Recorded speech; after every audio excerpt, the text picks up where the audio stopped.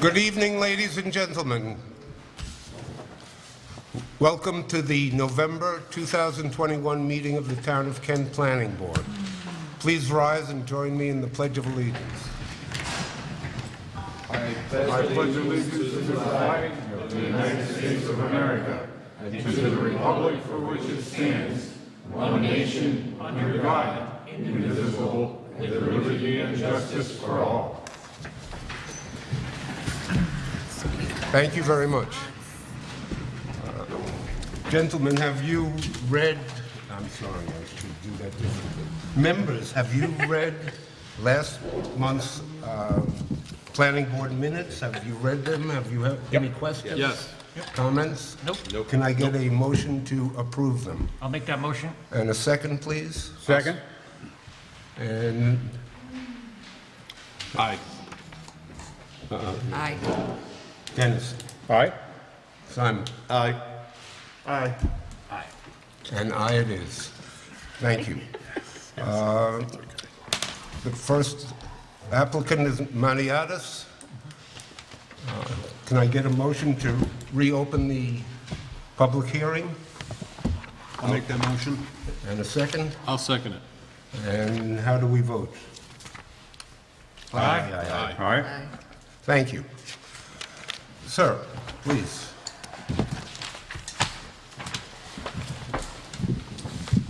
Good evening, Chairman Tomac, members of the board. I am Eric Scholbaum of Insight Engineering, Surveying, and Landscape Can you Architecture. speak in the mic a little bit more? Is that better? Tonight, here to discuss the Maniatis residence, which is located at 250 East Boyd's Road. The project proposes the demolition of an existing house and the construction of a new six-bedroom single-family residence. The project is code compliant, meeting all zoning requirements and setbacks.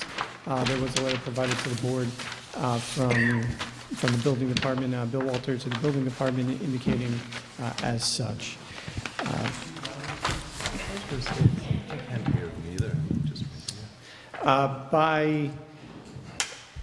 By the town code, the project requires a steep slopes and erosion control permit, which is why we are here tonight.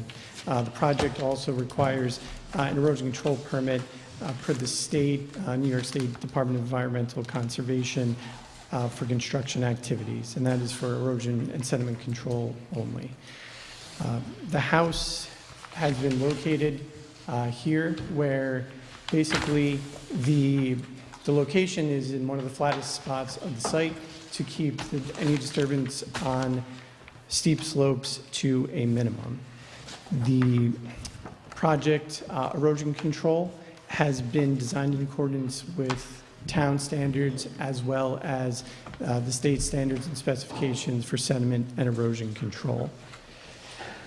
The house has a footprint of 5,323 square feet, a total floor area of 8,938 square feet. The project proposes, if I move to kind of an overall plan, this is an aerial where the house is fairly small in this location compared to the overall area, but there's the existing driveway that comes up to access the house.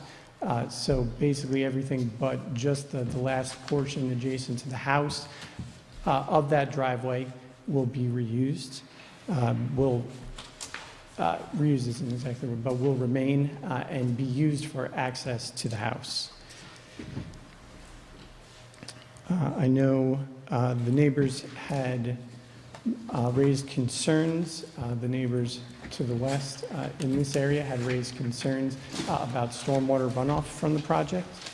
What this map is showing is the blue area is the area that currently runs off to the west. There's a fairly large area that currently runs off to the west towards the neighbors. Part of the existing house, a small portion of the existing house does run in that direction. But obviously, basically most of the area is currently undeveloped that runs off in that direction, as well as will continue to be undeveloped that runs off in that direction. What we've done is provided some enlargements showing this. You can see a small square on the overall drainage plan there. This is an enlargement of that area up near the house site. You have the existing conditions here. The green runs off to the east and down through existing conveyance systems and through culverts on East Boyd's Road into the reservoir. The areas in blue currently run off to the west. What we have done is take the new house location and through collection and conveyance of the stormwater, we have brought it to a level spreader so that all of the areas of the new house will run off to the east and away from the adjoiners to the east. So we have actually decreased the total area that runs towards the neighbors to the west and also decreased the amount of impervious area that runs to the neighbors to the west. There is an existing collection system, including swales, concrete drainage structures, and pipes that exists along the existing driveway, and that is where the stormwater from the house will be directed to and conveyed down to the reservoir. I know there's also concern about some bridges for construction activities. There's been discussions with the town highway superintendent. Based on those discussions right now, there's not a weight limit posted on those bridges. However, the highway superintendent has requested that the construction traffic across those bridges be limited to vehicles less than 20 tons. So we have on the submission on Tuesday, which I know may not have been reviewed at this time, but we have added a note that construction vehicles over 20 tons could not access from that direction, and the remaining construction traffic over that can access the site without going across that bridge.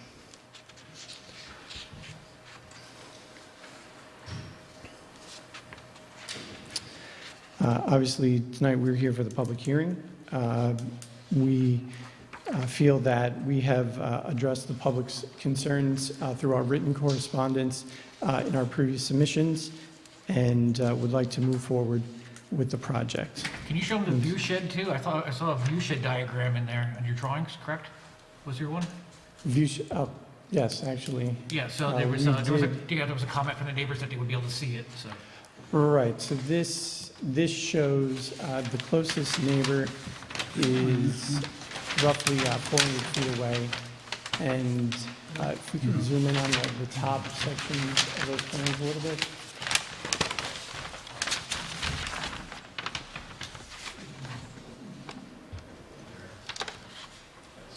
Buried in there.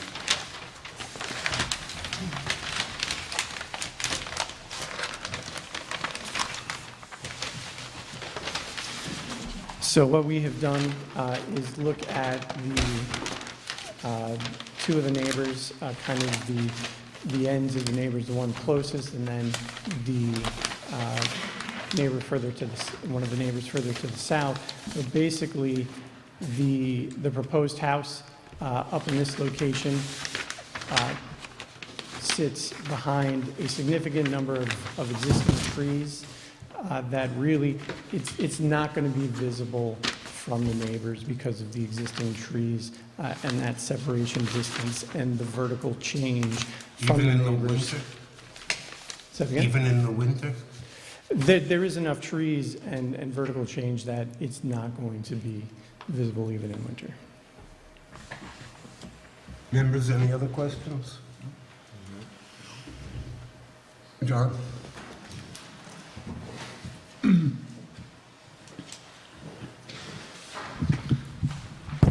Good evening, everyone. For the record, my name is John Andrews. I'm with the firm of Rohde, Soika, and Andrews. located in Poughkeepsie. I serve as the engineer to the planning board on these matters. To reiterate, they have made a number of submissions. You have received previously memos from both myself and Bruce Barber. Mr. Barber cannot be with us this evening, so he asked for me to speak on their behalf. Eric did indicate that we did receive a submittal this week. We obviously have not had a chance to review it. It will be on for the December meeting, but that submission was prepared in response to our prior comment memos. And in point of fact, upon a cursory review, most of those issues appear to have been resolved. As you said, they've added a series of notes. We've got to verify the wording, et cetera. But they have pretty much taken care of our prior comments. In this most recent submittal, there are a couple minor issues that remained as a consequence of our November 2nd memorandum that needed to be resolved.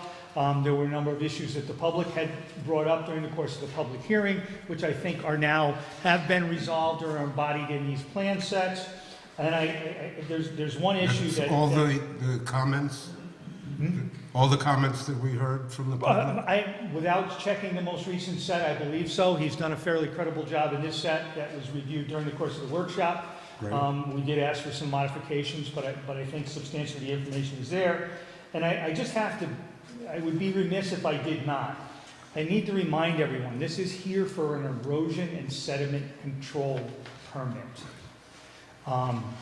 They are approaching it as is required by the code. And unfortunately, there are no provisions under that erosion and sediment control to regulate house size. We regulate site disturbance, we regulate tree removal, we regulate impacts to slopes and other things. So, but the primary matter remains, so long as the structure is in compliance with the uniform code, the energy code, and the applicable provisions of the other provisions of the Town of Kent Code, as Eric said, they need no variances. And the planning board is provided with the information it needs to properly evaluate and make the necessary findings on an erosion control permit. You got to issue the permit regardless of the house size. I know that's an issue. I know it's, and for some reason everybody likes to leave the unpleasant tasks to me, but that's okay. That's what has to happen. They did do a few other things. One of the major concerns that a lot of people said, well, the minute they get the house done, they're going to cut the trees down. And one of the interesting things is the area that they would be cutting the trees meets all the criteria for protection. So the only trees they can cut are the ones that they now identify as part of this permit and have been identified on the plan set.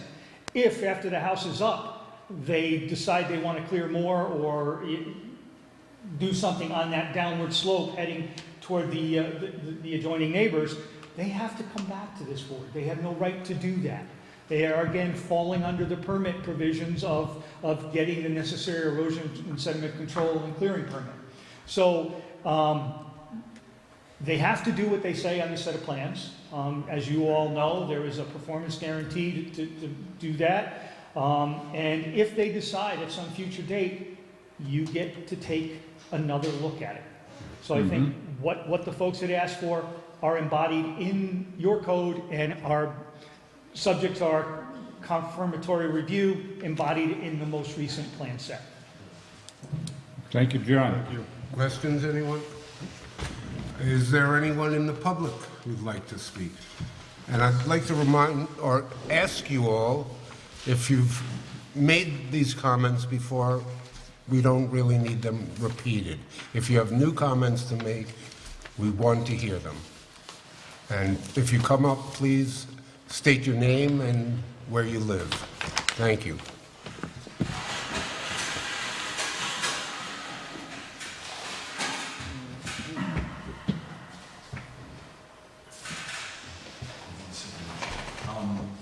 I have transcripts for the next 3 speakers and some documents.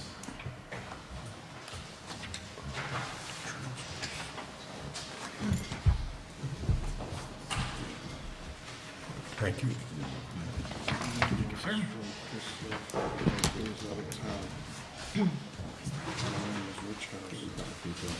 Thank you. And again, let's remember, we have nothing to do with the size of the building.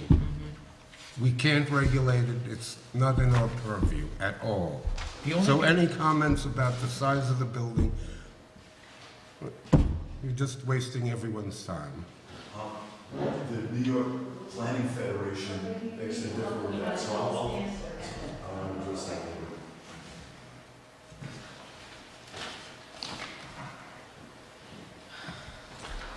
Well, name is Richard Harrison. I spoke last time, and I was the one whose house was flooded because of the first 2,300 or whatever, or 130-foot building that was originally done in 2005. I really couldn't understand what the man said who spoke earlier, so I don't know what conditions have changed since we were here a month ago. It seemed like there's some type of redevelopment, but I didn't get that. It'd be nice to have communication so that we can speak to each other and know exactly how our... Right, a lot of this is, unfortunately, our engineer didn't receive the final, the last submission until earlier today. It has not gone over it completely. But when he does, we'll all have a full report, and those questions will be answered. That's great, because they'll be highly appreciated. Right, well, and we can't answer them for you now. No, right, I understand, but I still have something to say. Please. Yeah, okay. Chris Hill, who drew up this just to show size, which we talked about last time about the 9,000 square feet, made some notes, and he was all set to present them, and he had to go into Los Angeles on a business trip, so he said, could I read some of his things, which he wrote. So the whole beginning of this has all to do with size, so I am going to skip that and go on from what's there. So here we go. If I can quote Insight's representative at the planning meeting in September, it was recommended that the public hearing be waived as this is a minor project, generally occupying the same area on the site. And as we, thank goodness, we received the certified letter talking about that we would be invited to have a hearing, because it certainly wasn't a minor project to us with this massive scale. A similar situation where a rubber stamp was granted, and this is all from Chris Hill that he wrote, where a rubber stamp was granted, passed solely on metrics comes to mind, and he refers to a movie in the 1990s called Jurassic Park. A rich English eccentric guy decided to bring a collection of dinosaurs to life and show them off on a big island. Jeff Goldblum played the part of a chaotic mathematician.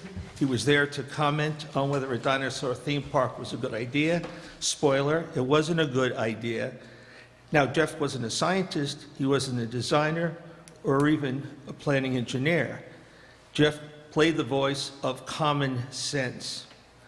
Goldblum's famous line in that movie was, "You were so preoccupied with whether you could, you didn't stop to think if you should." The rich eccentric guy got the rubber stamps and the boxes ticked, but nevertheless his project was very ill-advised. So, on to common sense. There is no greater beacon of common sense than the only access road to where the structure is planned, which was referred to.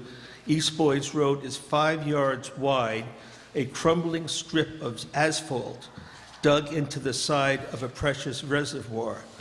We are lucky we are even allowed to live there. It is pristine. This project would see countless 60,000-pound trucks, over 30 tons, fully loaded with concrete headed along this winding road.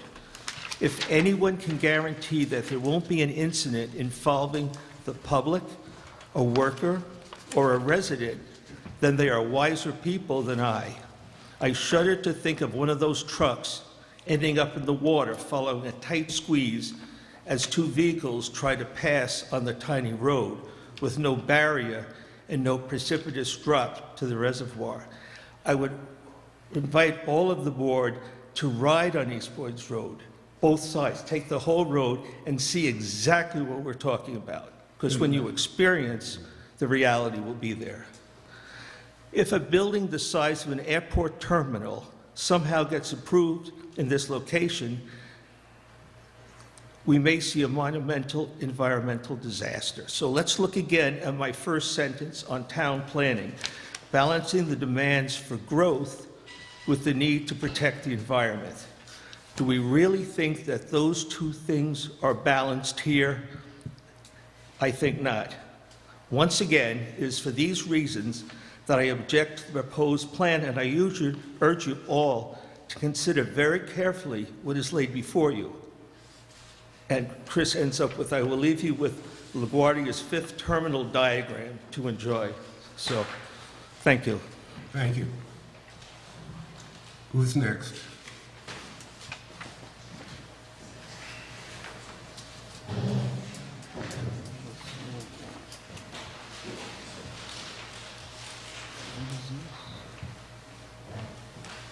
Good evening. My name is Jane Garbo. Put my glasses on. I live at 336 East Boyd's Road.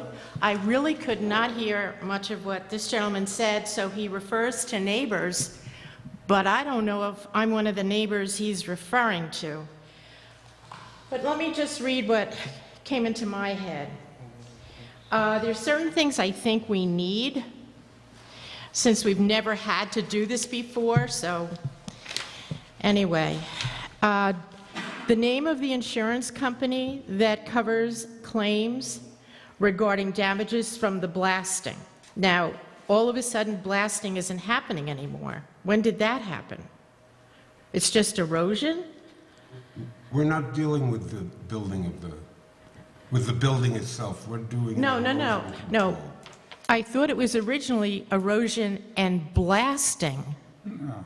Never referred to blasting. No. So he's not going to blast anything on top of that hill. Are you blasting? The project will propose rock hammering. Rock hammering. Yeah. Okay. I'll read it again. The name of the insurance company that covers claims regarding rock hammering. Damages from same. What sort of protection does the Kent Planning Board suggest in order to protect our land, our water, and our homes from any effects from the rock hammering and the digging? As landowners within range of the rock hammering, what input do we have in order to control the timing and sounds from the rock hammering? And what does the Kent Town Board provide as protection from damages that is not covered by insurance? How do we make sure that our water supply is not in any way affected? How do we make sure that our trees are not affected? How do we make sure that the large, very large boulders on the hills behind our homes are not disturbed in any way? Which disturbance may cause an unstable condition which would ultimately affect our homes? I believe these questions need to be thoroughly answered before this project can go forward in the process. Thank you. And we will try to do that. Thank you very much, because it's very scary. According to the third line of this page, it says that the ground surface up there is a giant sponge and allows trees to grow from this here. It doesn't say there's much rock there at all. So I don't think you have to worry about blasting or too much rock hammering. This is from the gentleman here.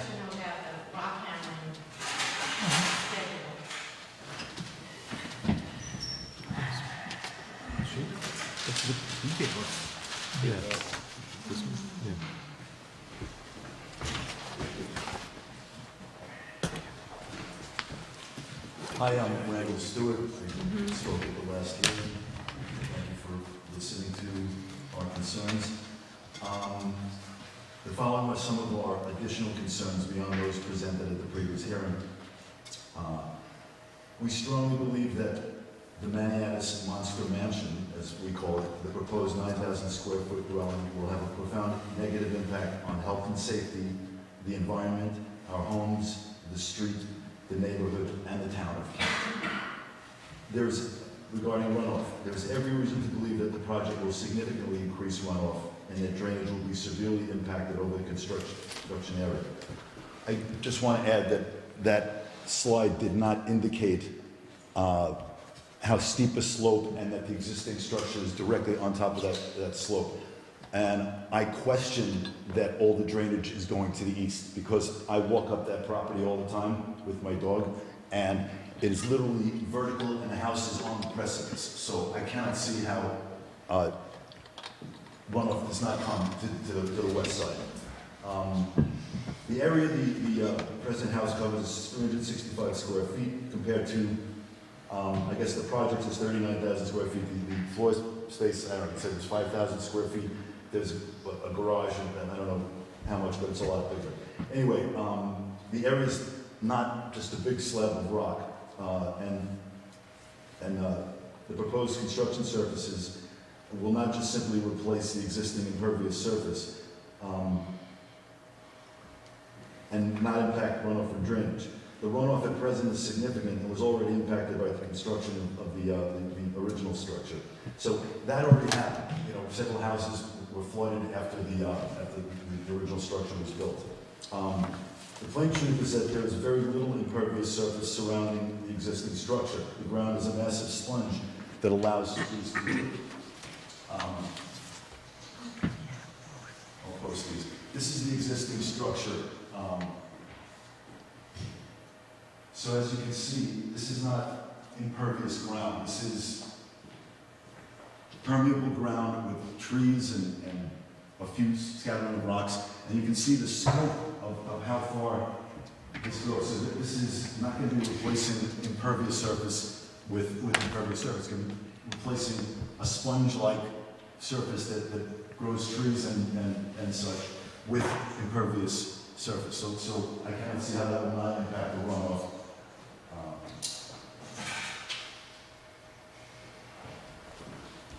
And we cannot see.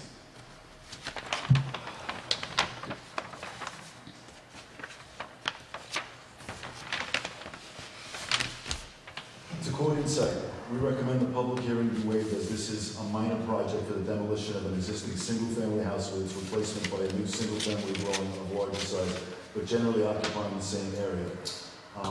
Unless my eyes deceive me, this is the antithesis of a minor project and clearly does not generally occupy the same area. Let's skip that part. We didn't waive the public hearing.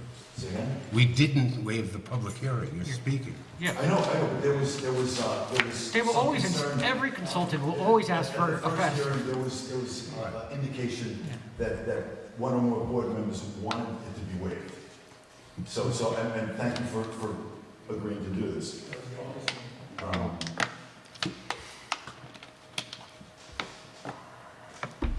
And in likely event of increased flooding from runoff, which I still believe will happen, and that it does drain to the east, who would compensate us for this? The family who builds the house, the people or organization that buy it, or the town of Kent?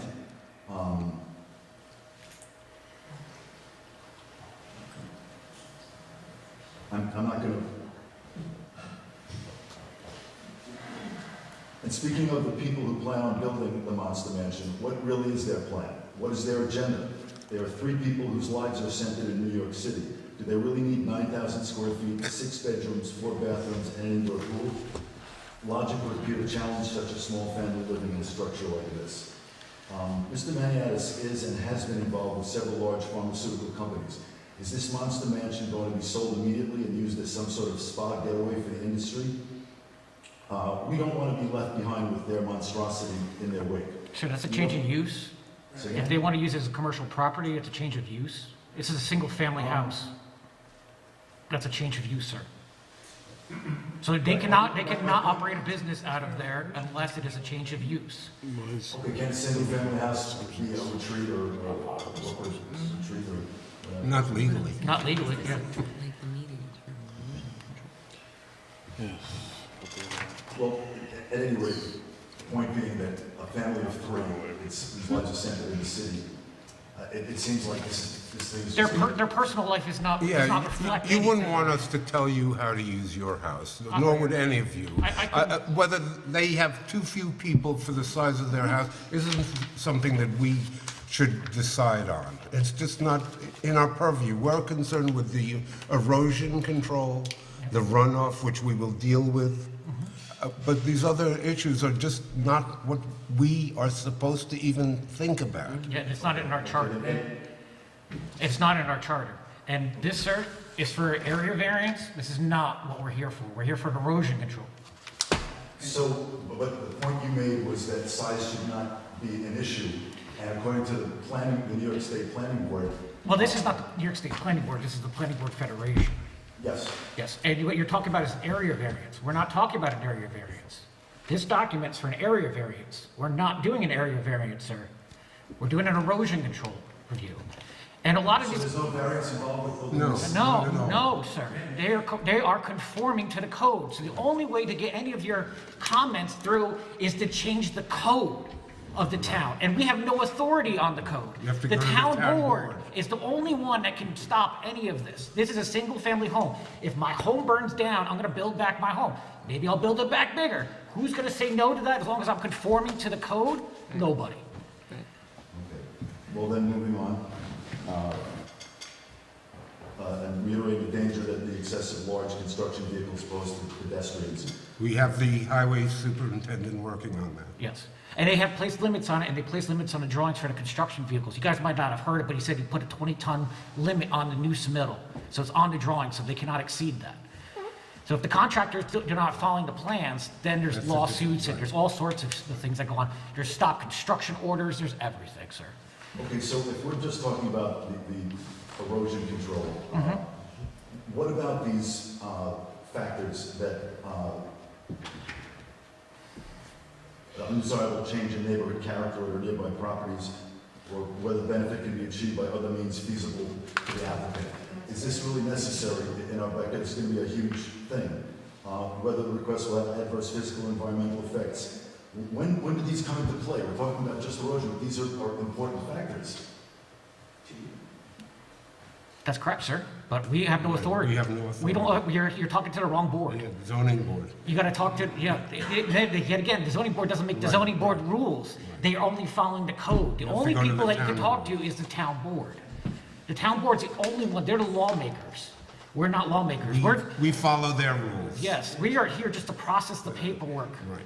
We may actually agree with you. Yes. We might feel the same I don't thing. want people building behind me. I'm gonna buy the lot behind me. I don't want people building a house behind me. I'm gonna buy the lot.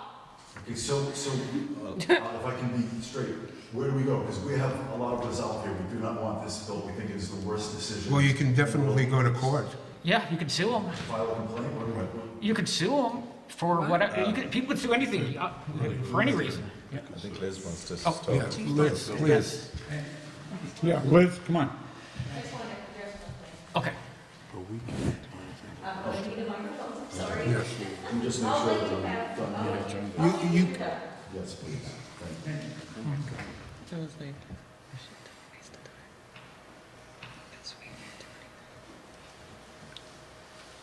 Anyway, as I said, we're going to follow through this. And we appreciate all of your comments. We're actually not trying to shut you down. We are addressing and making sure that they're addressing all the comments regarding erosion and sediment control on the drawings. anything that we And can as I do. said, I don't believe that the drainage goes strictly to the east. But that's how they're gonna build it that way. That's how they're gonna construct it. The site is already on a precipice. Yes. A very steep one facing west on houses. Yep. And we hike up there and it's You're amazing trespassing. how close it seems and how steep it is. No, I understand, sir. We have water coming from the Catskills going to New York City. We could move water through the aqueducts. You know, it's a gutter and some piping and some culverts. And they get the water in the direction we want it to go. And that's what we're asking them to do, is how, you know, to get that water off the back. Yep, and he's showing you in the drawings that versus the existing site, they're gonna push it off to the other side. One of the issues at our workshop a couple of weeks ago, I worked to quite some extent with Jamie, the landscape architect. And one of my big questions was, how are you handling the rooftop runoff? Because there are no gutters on the westerly side of the roof proposed, because there is a subsurface French drain proposed to run along the whole west side of the house with perforated pipe, crushed stone filling, that's going to intercept that rooftop drainage. And, you know, comparatively, that's not a whole lot of drainage off a rooftop. Yeah, aren't there other surfaces other than the rooftop? But Aren't there surfaces other than the rooftop, the paving around it, the garage, the... there's a subsurface drain that is proposed on the drawing to intercept all of the rainfall that would hit the westerly side of the roof peak, the proposed patios along the westerly side of the house, and it is going to carry that drainage all the way around to the northeasterly corner of the proposed dwelling, and it's going to dispose of it through a spreader that actually directs the outfall of that drainage off toward the east. So that's one of the primary concerns that's already been taken care of. And it's designed accordingly to intercept that rainwater coming off the westerly side of the house, so that the net runoff from the proposed new house up there on the precipice is a net zero increment. Okay, there's the only runoff that's going to be is what's already there. Yeah, I can't believe that No, structural sir, what they're showing, pavement and a house. yeah, they're actually showing on the drawings that they're actually going to reduce the water flow going over the side that it's currently going over. So that they're actually trying to push more water off the other side that's currently there. Well, I'm not an engineer, but when I look at that steep slope... It's very tough to look at even the drawings and try to reflect it. That's why we were asking for them to come and do a presentation to try to hopefully alleviate some of your concerns. Okay, well, my concern is the safety of the people that walk on the road. There have already been accidents there. There have been close calls. It's a twisty road. Yep. Even without these huge trucks, there are people who walk their babies in strollers, people who walk their dogs. Most of the people are older. People on bicycles that the state recommends. This road is so beautiful. This is all going to be impacted. It's a tough road. Yeah. I've been on it. It's a tough road. There's no question about it. And So I think, how can this happen? yeah, my personal thoughts, and I've kind of ruminated on this a little bit, is to see if the town highway superintendent can actually set up some postings along that road for like maximum speed 5 miles an hour, yield to pedestrians and bicycles. And for the people that walk and bicycle along the road, be alert to oncoming traffic. And yet again, sir, that's going in front of the town board or the highway superintendent and presenting the case for that this road should be a lower speed limit. They're the lawmakers. Yeah, and that's part of our job. We can make recommendations like this, but as far as them turning into procedure, that's up to a legislative board, not an advisory board. And if we came in and said you can't build this project because of the size and scope, they could sue the town. Right. They have full authority to sue the town, and they'll get their project and they'll get it for free. It's happened before. So they get to build it, we get to pay for it. Who protects us against our road or being upended by this project? I mean, this is... Our code. Our code. This gentleman just said that there are going to be signs, that people are going to be stopped. They're going to have to stop traffic. Well, no, there's not going to be any signs, sir. Sir, he's suggesting different ways to add signs to help prevent and notify people that there's bicyclers, pedestrians, and maybe reducing the speed limit. Yet again, sir, this has nothing to do with the project. It's all about controlling the things on the road. That's all the town boards and highway superintendents, sir. And it's only temporary. It's not like this is going to go on forever. Yeah. You know, for a couple of, What's temporary with that big a scope of construction? you might have 4 weeks with cement trucks, then you'll have a couple lumber trucks, and it'll slowly get smaller, and it'll be done. And then the people that live in the city, you'll never see them, right? So there'll be no cars going to the house. It's still gonna be a painful 2 months or whatever. I understand. Yeah. We feel you. Yeah, we don't approve of I this. guess what we're trying to do is reassure you that we have been trying to touch Yep. all of the bases too. Yep. Okay, I appreciate that. Yeah, we're Yeah. doing what we can, and we have very limited control. We can make a lot of recommendations, but it's up to a legislative board to say, okay, good recommendation, here's a resolution. And sometimes the applicant makes some changes on their own behalf on recommendations, in which they have, but that's it. Okay, well, please make recommendations on our behalf, because it means a lot to us. We will. Yeah. And we have, yes. Thank you very Yep. much. Yeah, thanks for being here. Hello again. Just to put a, Sir, please, your name and Sorry. address.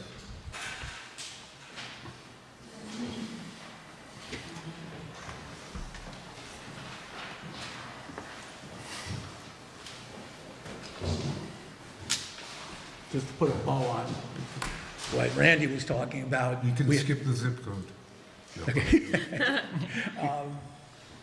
We've been in touch with Richie Offmer over a number of issues that we have regardless of all this.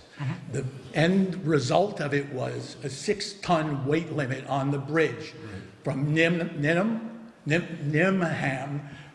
to East Boyds. We call it the Yellow Bridge. He put a 6-ton weight limit on that. We didn't ask for that. You didn't ask for that. Nobody asked for that. We asked Richie, what can you do to keep the cement trucks and the asphalt trucks from shortcutting down, we could come down 52, White Pond, onto Ninham, onto East Boyds, and up Dixon, and it's a whole big deal. And they have, in Carmel, they have a sign that says, no trucks except local delivery. That's fine. We would be happy with that. I've told Richie that. Yeah, but that would allow the trucks to go through, sir. And it stopped the trucks. No, it wouldn't. Yeah, That allows the it trucks, did. that's It local. stopped the trucks. Yeah, but this is local delivery. No, I'm not arguing that. Yeah. I'm putting a bow on everything else. What I really want to say, I have the single largest abutment to this property, approximately 300 yards, probably a little more. It goes behind Richie that got flooded, and behind Randall, who just was speaking, my property goes up a T behind all of them and abuts that property. You want to talk soil erosion? We'll talk soil erosion. Whatever soil is going to be eroded is going to go down to my property and to my house. There are boulders, as my wife said, this is my wife that was talking about the insurance, and I still want to hear, what if one of those boulders, for God knows what reason, happens to break loose because of whatever, and rolls into my house? Yeah, if there's an accident during construction, sir, that's very hard for us to try to add any I'm just kind of. saying. I know, but someone's gonna build a house up there. So it doesn't They matter can if it's build it, it doesn't matter if it's a 5 square foot house or a Right. 9,000 square foot Right. house. They're gonna chip at some rock, and accidents could happen. That's all she's asking, that's all I'm And it's asking. really hard for us to add any controls. I There's agree. nothing that we have in our books or our preview to. I'm hearing what you're saying. Yeah. I'm all about soil erosion. Yep. I'm gonna be affected the most by soil erosion. If there is soil erosion, They have to, and they have to abide by all the Okay. soil erosion requirements, so there shouldn't I be just any wanna erosion. be on record. No, it's. for what it's worth. Yeah, if they follow the erosion control, which Bill Walters will be inspecting. Yep. So if they do not, or there is erosion onto your property, then stop work. And I'll make an open offer to anybody on the board.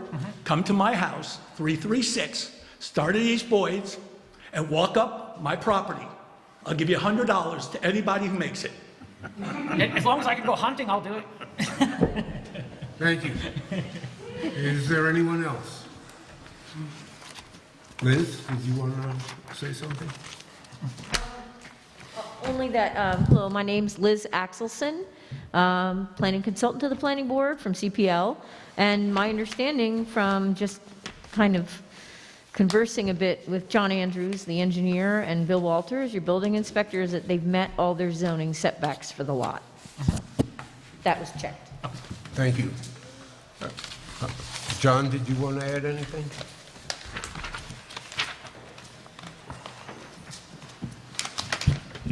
I don't think I have to, but we have been in contact with Rich Othmer. The true fact is, it's a public highway. It can be used. He can limit who uses a bridge. He's intending to do that. We can make these people provide notice to their contractors that they can't use that bridge. There are some things that we can do. We may tighten up with notes and other things, but the fact remains, it's a public highway. It's open for public use. If the folks want to change that, if they want to make modifications, in fact, when you start to post some of those things, Richie himself cannot do it. He has certain framework he must work in. So the true body to start to regulate what can occur on a town road is the town board. You were correct. But within our ability, we will try to make sure that we have enough notifications and safeguards on these plans so that some contractor understands he's not supposed to go that direction. And that's the best we can afford and offer at this time. Thank you, John. Do you want to add anything here? I guess there are a few things I would like to discuss. This is not the first single-family home to be built on East Boyd's Road. The construction traffic, construction vehicles are going to be similar to what was used to build any of the existing houses on the road. A benefit of this, something that's helping this project, is the fact that the driveway already exists, the well already exists, the part of the substantial part of the septic is already in existence. It only needs to be slightly expanded. So though the house may be bigger, the amount of construction vehicles and types of construction traffic would be similar to a smaller house on an undeveloped lot. So I do think that is something that needs to be considered.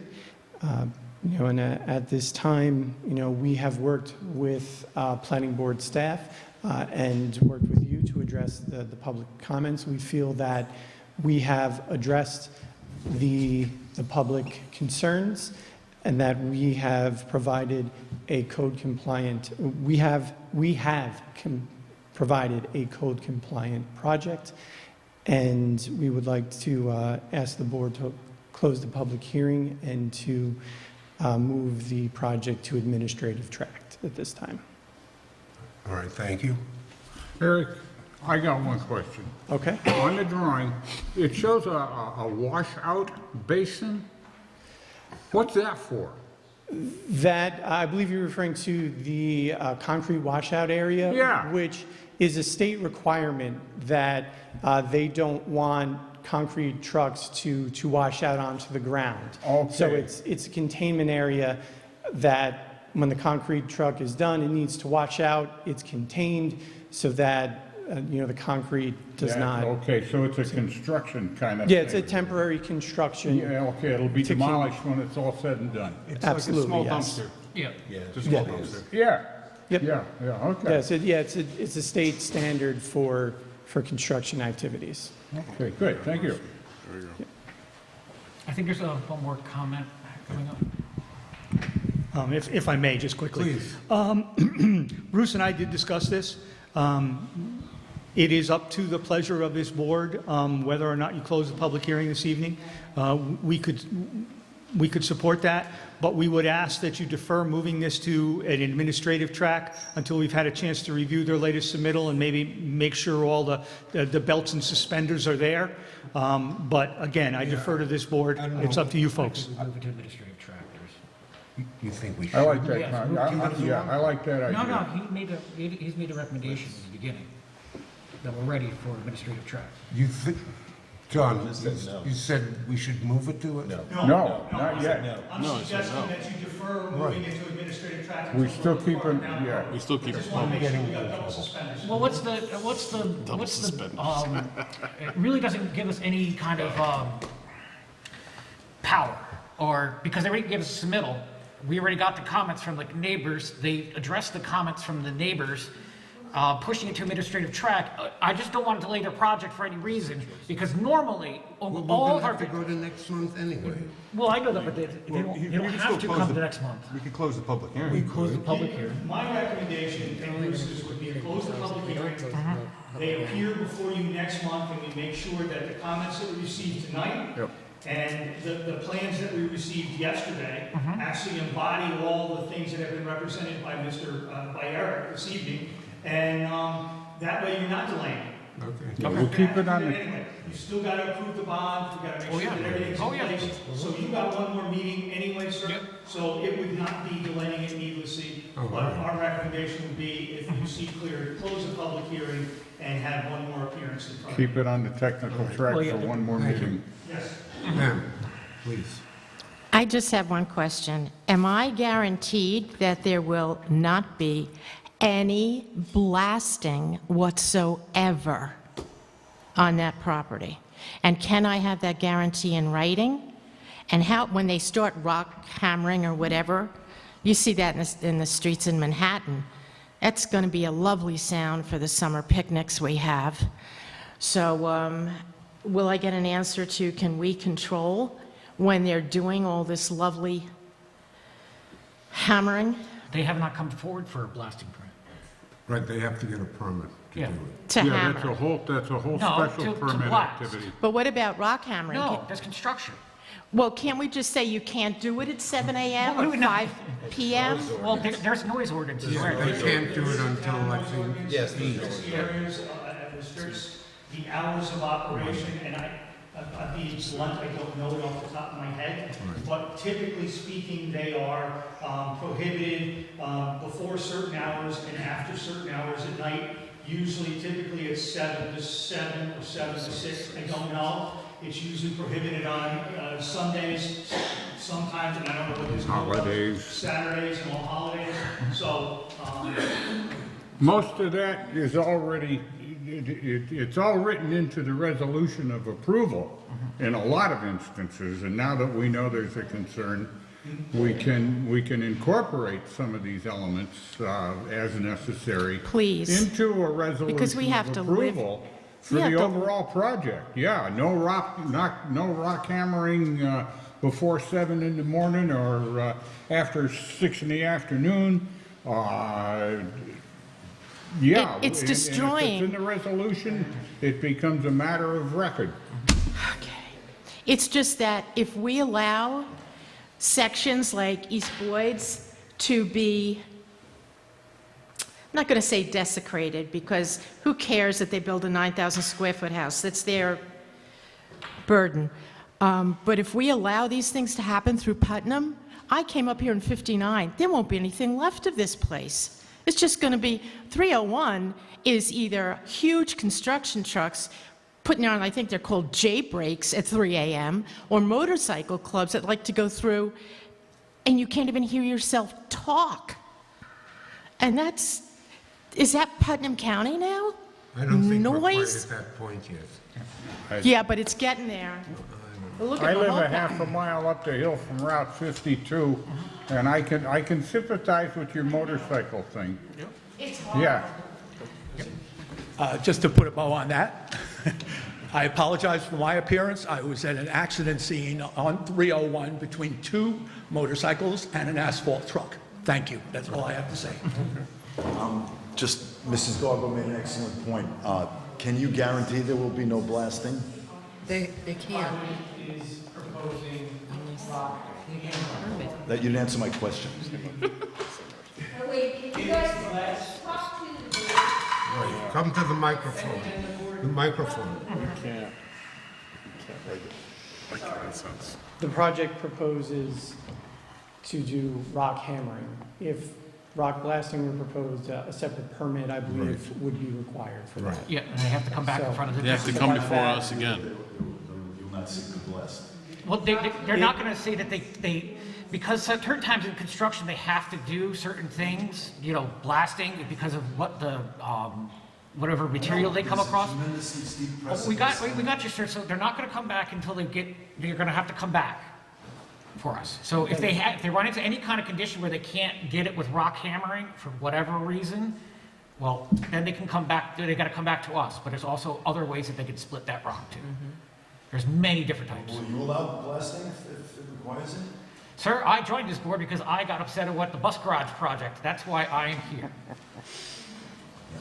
I live down on the Wangtown Road, and it was terrible with the blasting.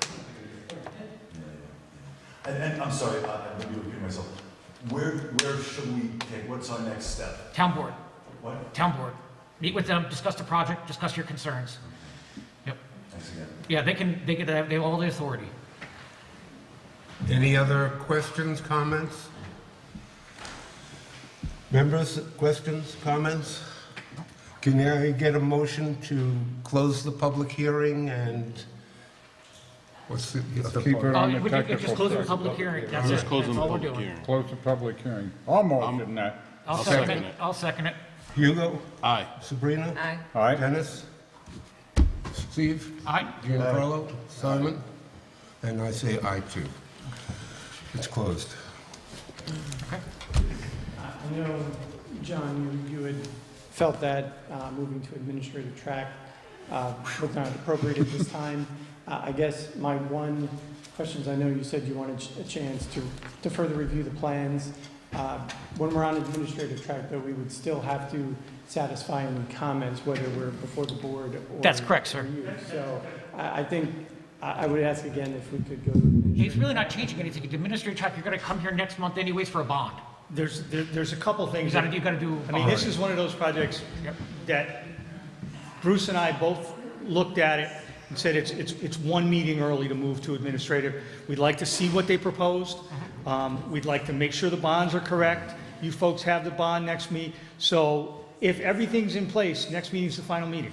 And that's what we would ask.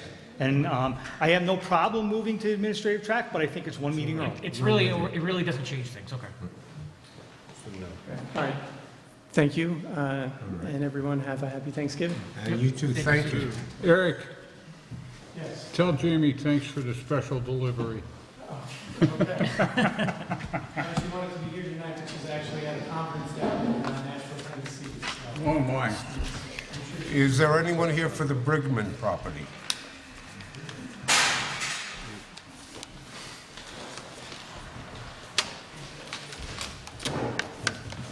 Whether I got my Brigman file with me. How you doing? I'm William Brigman. I'm here for the erosion control permit and wetland permit continuation. All right, thank you. John?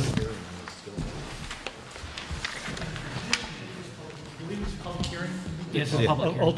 Can I Okay. get a motion to reopen the public hearing? I don't think you've opened it yet, but if I may, what we're talking about here is a single-family home on an existing lot. They're modifying a driveway, they have some wetland impacts, they have some other issues. Bruce and I did meet with the owner and his engineer. They made an initial submittal, they made some changes.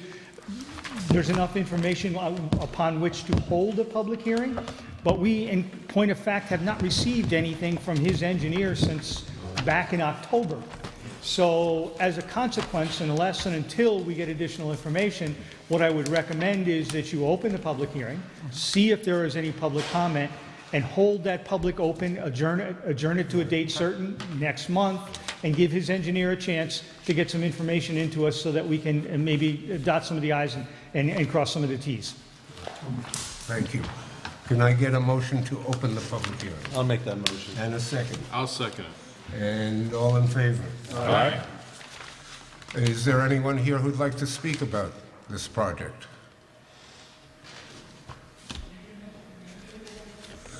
Can I get a motion to adjourn the public hearing till next month? I'll make that motion. I'll second. December 9th. Till December 9th. He made the motion, I second.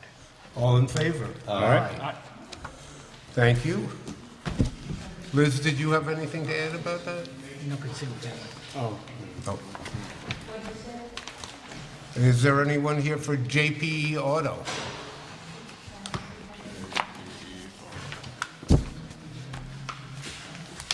Liz, do you want to say anything? Give you an update? Yeah, please. Joe's setting up, is that okay, Joe? I'm sorry? Hello, Joe Right. Rena is back there setting up. Oh, all right. So I'll just give you an update. So Bruce and John very diligently followed up, did some site work. They wrote a joint memorandum, which I read, and since I knew that we were close on wrapping up a lot of the issues on this project, I rewrote the draft resolution of approval that you had originally considered a couple months ago. And just the quick walkthrough, it's basically the same resolution that you had a couple months ago. And if you're looking, it's revised draft for November 18, 2021. And the main change is that in the middle of the first page, it simply reiterates that there were some site visits done on September 16 and November 3rd, and that there was a write-up about that. And then over on page 2, the first two conditions of approval are kind of reiterating the joint memorandum by Bruce and John Andrews. That's all I have to say as far as I'm concerned. Hopefully, you can do this approval with conditions tonight after you Great, thank are you. done with the hearing. Good evening, Joseph Rena, the Principal Site Design Consultants. Between the last meeting and this meeting, there was some testing done at the site. John Andrews and Bruce Barber were there. They issued their findings and some recommendations, which in a letter that we forwarded, we agreed with those and accepted those recommendations and findings. Since then, and it was last minute, yesterday we were able to shoot some elevations out at the site, and we addressed that on the plan, and it clearly shows that the slope or the grade heads from away from this property to the north, and is west rather, and is heading in a southerly or southwesterly direction. So surface flow does not flow in the direction of Chris's auto as previously suggested. Some material was removed from the area.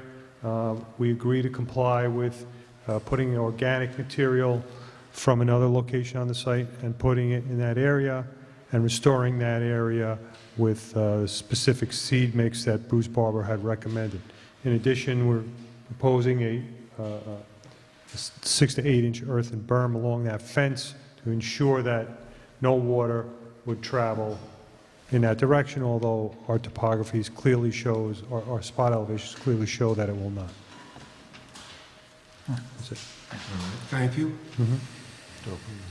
Liz, John? Oh, we want to reopen it. Oh. Can I get a motion to reopen the public hearing? I'll make that motion. And a second? I'll second it. All in favor? Aye. As the board may recall, Bruce and I did generate a memo, as Mr. Rena indicated, and we did do a series of test holes. We were able, we think, to locate the existing soil. A lot of the surface out there was miscellaneous fill, old gravel. I think we were able to determine what they had placed and what they hadn't, because there's a vegetation line along the fence that they didn't disturb. So now, these folks didn't. I don't know what transpired before these folks. But Bruce and I, in looking at it, came up with a plan. We outlined a series of steps. We said, this is what we'd like to do. The intent of those steps is to somewhat restore what may have been a wetland kind of area by pulling back some of the gravel, raking it away, moving it away from the fence, and then putting some organic material down and reestablishing a grass area. We're not talking manicured lawn. As long as it's vegetated and green, it should be fine. And that will have the effect of making sure the water doesn't run from this site onto Chris Automotive, but it also has the effect of loosening up those soils because they've been compacted for so many years. So by roughening up that couple top inches, it gives the water a place to reside and maybe slowly enter the ground, although the native soils are a little dense once you get down about 18, 24 inches. So it's not going to go very far, but at least it will, it should limit, and I don't think there's any that runs to Chris's today necessarily from there, but it should do that. As Mr. Rena indicated, he did submit an updated drawing. Neither Bruce nor I had any substantive effort, but this drawing does provide a series of spot elevations as was requested. It does reinvent the notes, and Joe made some modifications that he's comfortable with in terms of what's going to take place in this area. And honestly, if you look at it, the elevations reveal exactly what Mr. Rena said. The water kind of runs away from that. It's probably overall about a maximum 6-inch drop, and that's even before the berm goes in. So with the berm and then that drop going in, the water should not leave this property. Great. Thank you, John. Is there anyone here who would like to speak?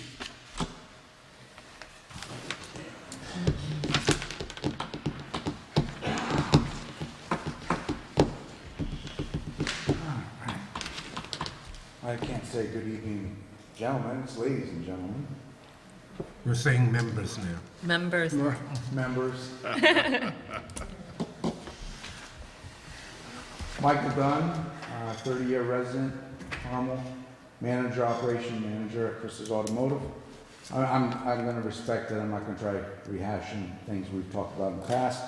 I commend them. They did come in on November 2nd, 3rd, somewhere around there, and removed fill material that was added based on the consultant's recommendations and findings.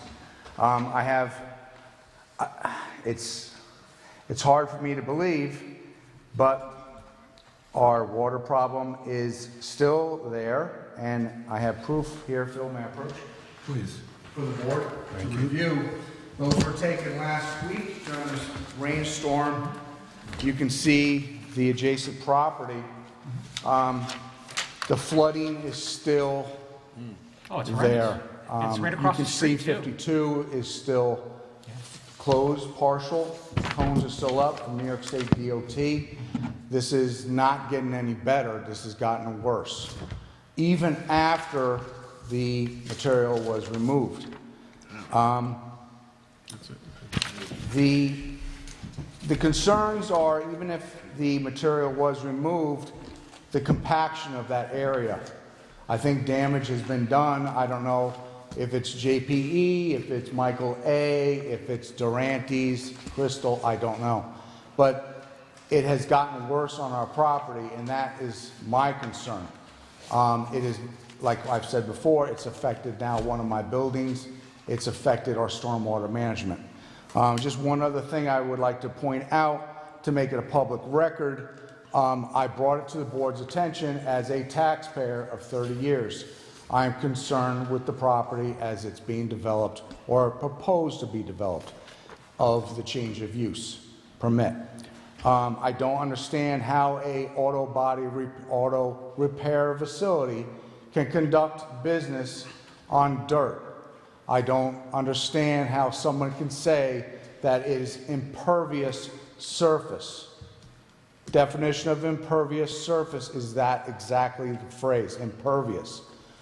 It's not blacktop, it's not concrete, it's compacted item 4. It's still semi-pervious.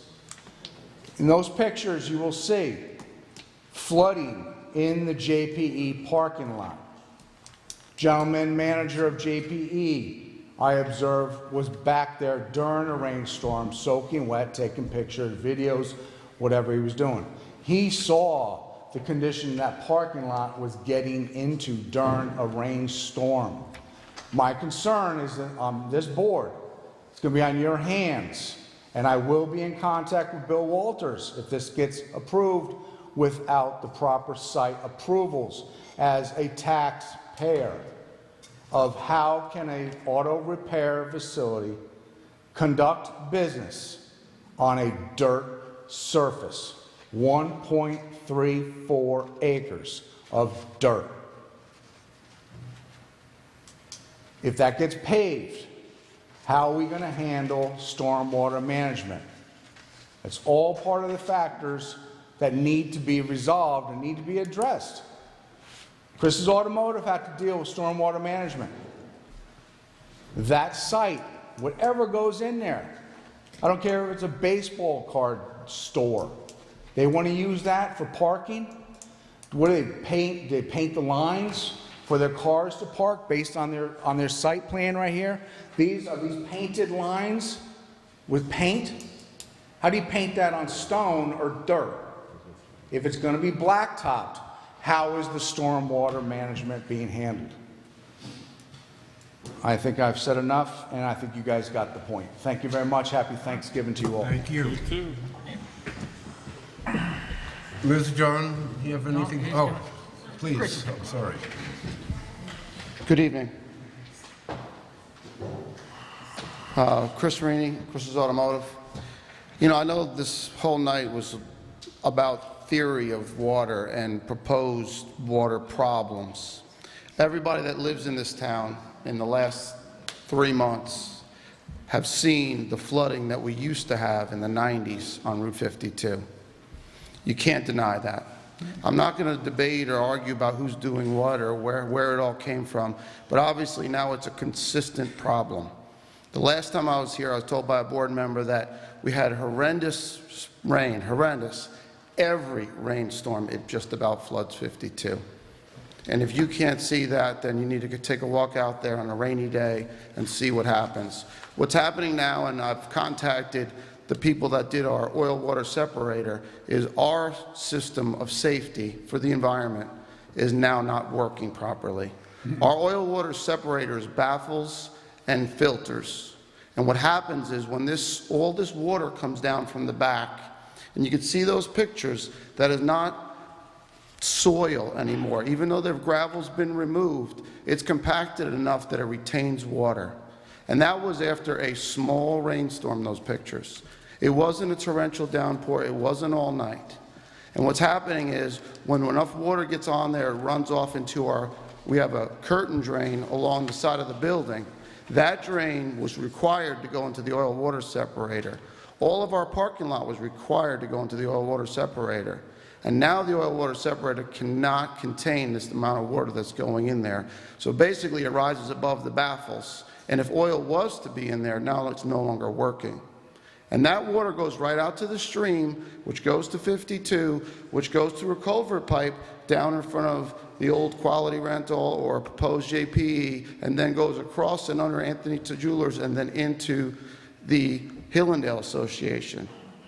And it's all flooding. It's all backed up. I spent 7 years going back and forth with the DOT while they were putting in the sewers to redo that culvert pipe, and it's brand new. It's not a problem that the culvert pipe is old, crushed, because the old one was, and that's what created the problems in the 90s, but I couldn't get anybody to do anything about it.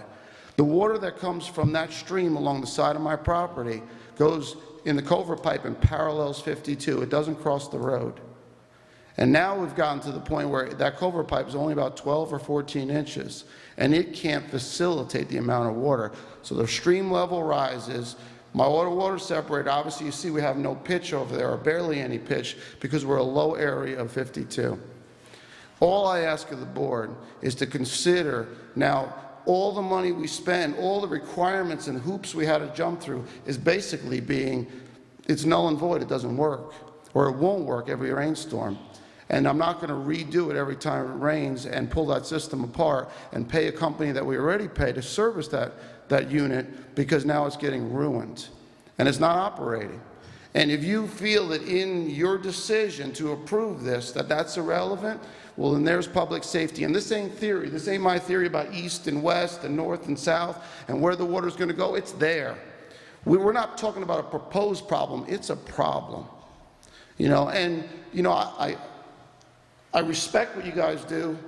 It's painful to come to some of these meetings, and I understand everybody's opinion shouldn't dictate code rules and what other people could do on their property. It's not my opinion about what anybody could do over there. I don't care what they do. Honestly, I'd rather have something there than a vacant, abandoned, deteriorating space. I would. And I would rather have something there that's functional and generates traffic, whether it's the same kind of industry I'm in or not, I don't care. The reality is, the only thing I care about is the condition of my property and as it's going to deteriorate. Because right now, if you say, okay, no problem, we're going to approve it, then you know what I need to do? I need to raise my property 12 inches. And you can't tell me I can't, because you didn't tell them. Well, yes. So the reality is if anybody could do it, then I should be able to do it too, because the fix is I need to raise the side of the property and bring my asphalt up 6 to 8 inches down that one side of the property. And is it doable? Absolutely. And now what are we going to do? The only thing we're going to do is just keep redirecting it to 52. And then that's the state's problem. And then that's road safety. So, I mean, you know, that's kind of the way I feel about this whole thing. Like I said, I understand what you guys have to deal with, and you have to operate within code and within the requirements of the If we can find town. a solution, we will do that. I don't disagree. So, But I our mean, solution more is than not that, I can't say. It's not going to be that property. The solution is to where the water is coming from, sir, and you're downhill from where the water is coming I from. never used to be downhill. We were even. You're physically downhill from Palmer. Come on out there tomorrow. Take a site You visit. go right across the street. It's flooded. I've been Across the there street. since '94. I You don't care can't how tell long me. you've been there, sir. This We is brought what's you going on now. topographical maps of what it Sir, used to you're- be back there. It was woods. You're not listening. I am listening. No, you're not, sir. Water flows downhill. That's Absolutely. It. That's it. That's all I have to say. And everything you said about water doesn't apply because it flows downhill. So all of a sudden, now the water's changed direction since 2 years ago. I don't care what the reason is why. Okay, that's we have fine. to figure out a solution. But if that solution is New York State needs to do something, then New York State needs to do something. And the community members need to pitch it to New York State. That is not the town of Kent. If you need the town of Kent to back you up, that's the town board. You're elected officials, sir. Go to the town board. Let them know we just appointed a new board. How does the flooding on the other side of Route 52 affect the drainage on your side of Route 52? It doesn't affect it at all. Have we found an equilibrium in there of some kind?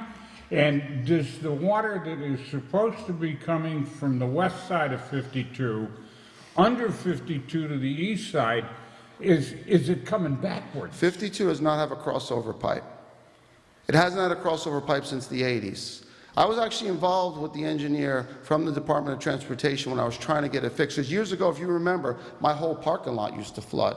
Yeah. The whole thing. It would actually flood 'Cause that was one of 70 our feet big into the concerns towards my back building. Yeah, that was one of our big concerns when we And were what- and what- working with you on the And what the improvement. problem with that was is the culvert pipe that goes down to Anthony Jewelers was collapsed, and it was made out of metal, and it had rotted away and crushed over time.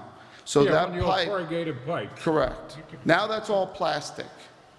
And it worked. It's worked since 2012. And it doesn't work anymore. And then somebody's telling me that the water is running in the same direction it's always has. Well, why is 52 flooding like it was in the 90s? Tell me that. Yeah, 'cause they What's gotta cone changed? it off. Again, sir, you're talking about other properties. I'm that not talking about Yes, other you properties. are, sir. I'm talking about a property that used to have woods, trees. I brought you a topographical picture. I know, but he Yeah. just doesn't even understand. The swale, that swale that's just almost right next door to your place. Correct. Where the dip is in the road where it always backs up from the other side. I always thought that was a culvert. There's pipe no under culvert there. pipe. If you come take a walk down there by my sign, that pipe runs parallel to 52. And how far does it go? It goes all the way to the next actual drainage distribution box, which is right in front of where JP is going to be. And then the next pipe goes to Anthony Jewelers and goes underneath the bridge on 52. That's how it gets to Palmer Lake. Yeah, yeah. Because see, I was The water you see on the other side of the road is all just stagnant water just because it just runs there from the downhill. Yeah, yeah, and you know, I don't drive through there all that often, but I look at it and I think, I wonder if there's an equilibrium that's preventing water. The only time from that the water west ever side to crosses get is to when the it gets east over side. 52 is the only time it ever has any kind of interaction from left to right. Yeah. So, I mean, I've said my piece. You guys decide what you want to decide, but it kind of leads me to believe that anybody in this town can pretty much do anything on their property as long as it's their property. Stick with the code. Okay. You stay with the code, you can do whatever you'd like, sir. Well, the code was, when I was building, I couldn't be within 100 feet of the wetlands. And now the code is, well, we removed a couple inches of gravel and we're good. Sir, we made them restore the site. That's, the last time So we're going to talk. where'd the trees go? Sir, we made them restore it to what it was. So where are the trees? It's an acceptable solution. If you restored it to what it was trees and brush. It's been restored, sir. Okay, thank you. Thank Good you. night. Thanks, Chris. Liz? Someone else, please. My name is Joshua Ramos. I work at JPE. I took pictures of the storm that was coming down that night. That day. And there was nothing in our property going or running into Chris's property. He's got a gutter, and I got a picture of that. Yep. That's completely just filled up. That thing wasn't even bubbling, wasn't doing nothing, of taking nothing going down as far as the water. Okay, so either that's clogged up, okay, and that's why all that water is stagnant, just sitting up there. Okay, and when I took the video, I showed our baseline, and there's no water from outside going into theirs. Okay, they're back. Okay. There's a little opening that goes into where that wetlands is, and you could see water running into that back, into behind our property, okay, or on our property, because they use the other part of the property, to park cars. Okay. My thing is, why are they getting on our case about all this when they should be getting on the landlord's case? Okay. All we're doing is wanting to rent. That's all we want to do, okay? And to me, it's more like they can see another mechanic shop coming next to them, okay? Which they shouldn't be threatened by us, since there's only 2 or 3 bays compared to 8 bays, okay? And if they are doing that great, then it shouldn't be bothering them, and I cannot understand that, And like I said, the rain and all that's coming is happening from other places that's piling up on his. And if that drain was taken care of on his property, then he would not have all that water just piling up in the back. Joshua. Thank you. Joshua, I got a question for you. Yes. Are you going to be working on the vehicles in the parking lot or in the garage? No, everything's going to be in the garage. Just wanted to make sure. No, there's going to be nothing being done on the gravel itself. Maybe change the tire. Okay? Yeah. Not even that. Okay. Not even that. Everything gets done inside the building. The only thing that stays out is the car, basically, just to wait for it to go into the bay and do the work. Yeah, it That's it. There's no work going to be done outside. Okay. Thank you. There are a series of notes on the drawing, and Liz will tell it, that basically says no work exterior, cars can't be out. So there's a lot of safeguards in place. I will confess, gentlemen, I am at a loss. I haven't done an area-wide drainage analysis. I don't know what the issue is. I've been out there several times. It's obvious that some work was done. It's obvious that site has changed over time.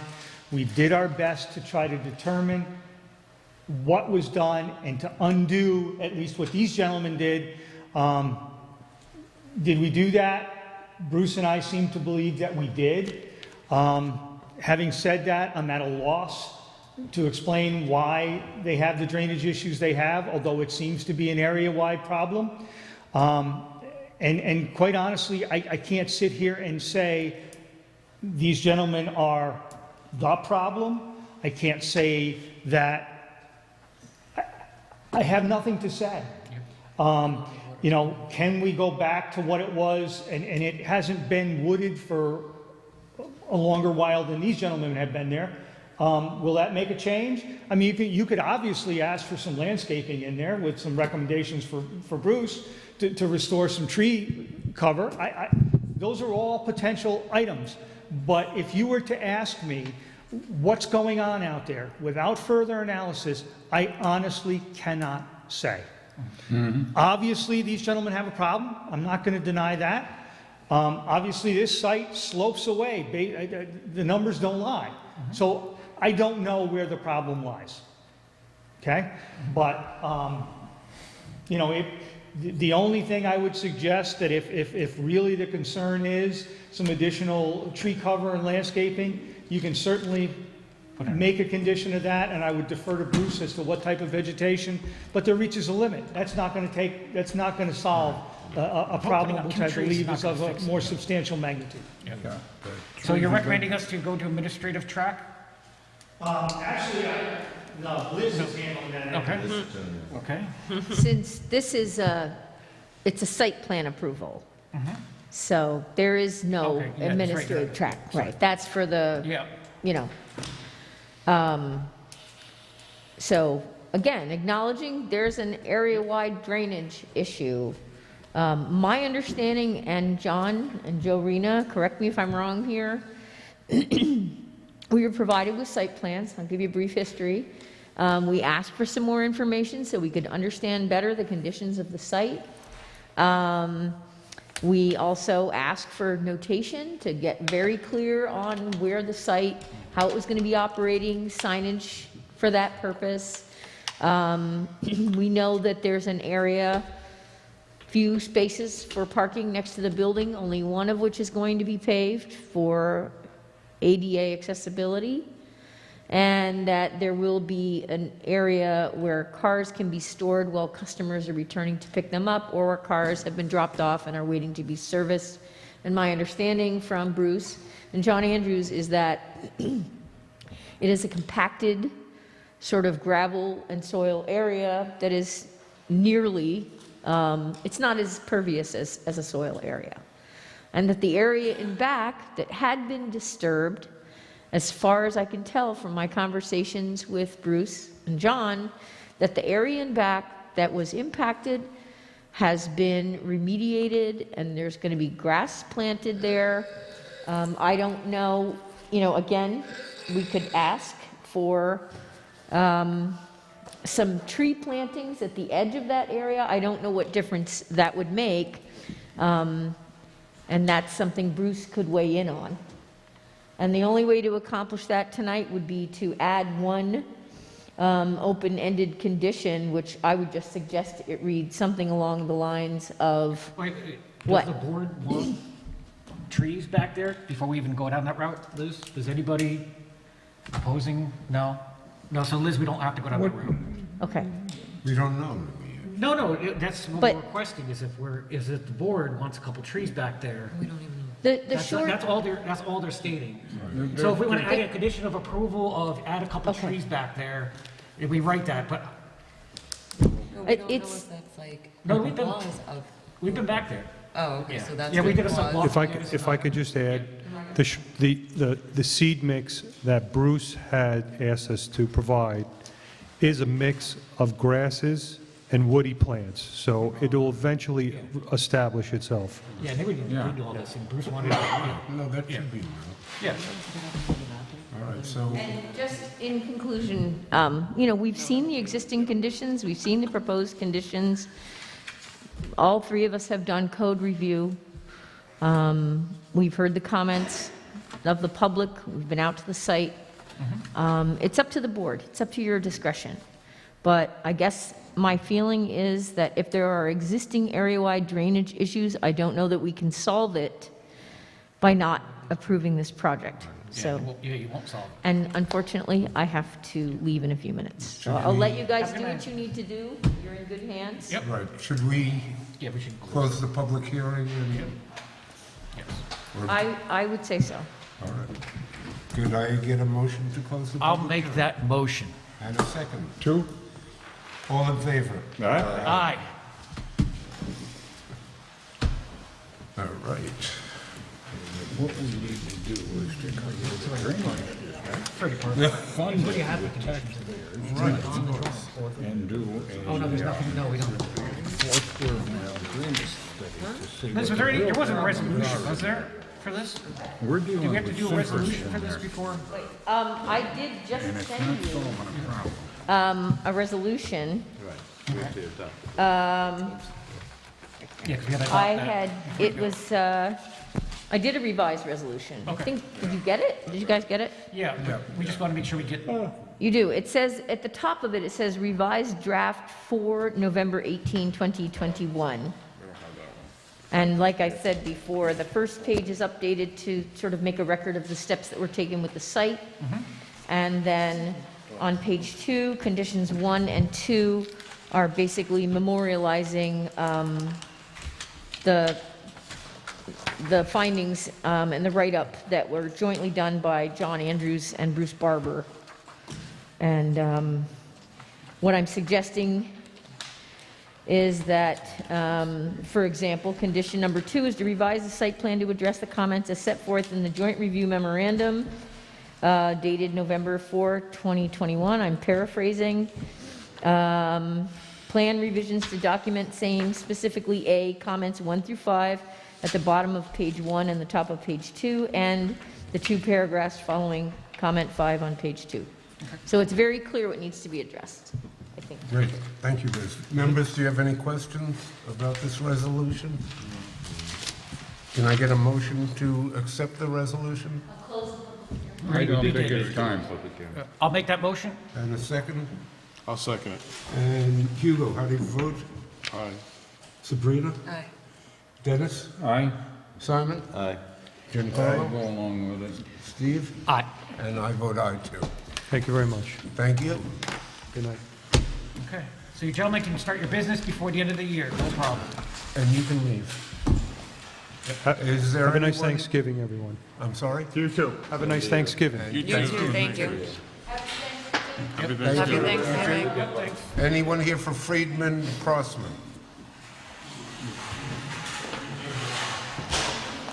I got all those resolutions that Liz sent down. It's on my email. I refuse to print it at home. I'm not going to use all my paper. Good luck. Hello, members of the board. My name is Carl Hansen with River Architects, representing our client. We have an existing property at 5 China Circle Court.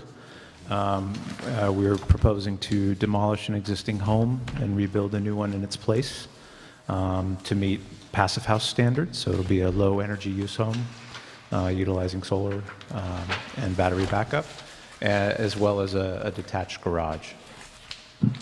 We have gone through a few versions of memos issued by Bruce Barber and John Andrews.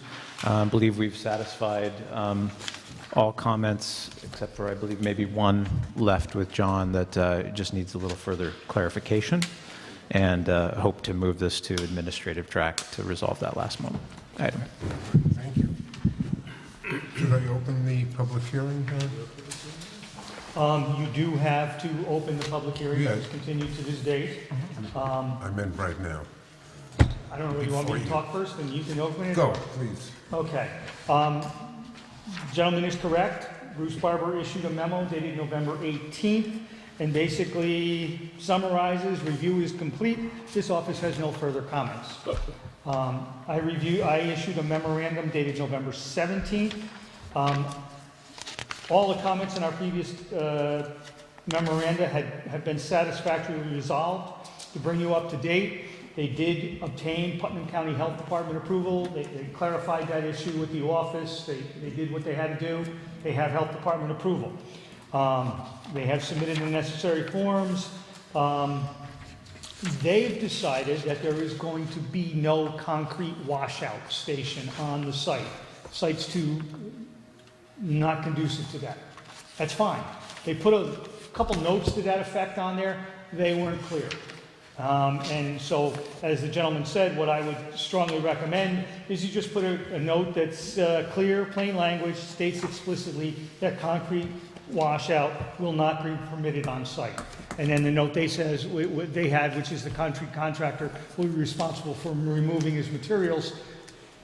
You put those two together, and it's very clear, no concrete washout on site, period.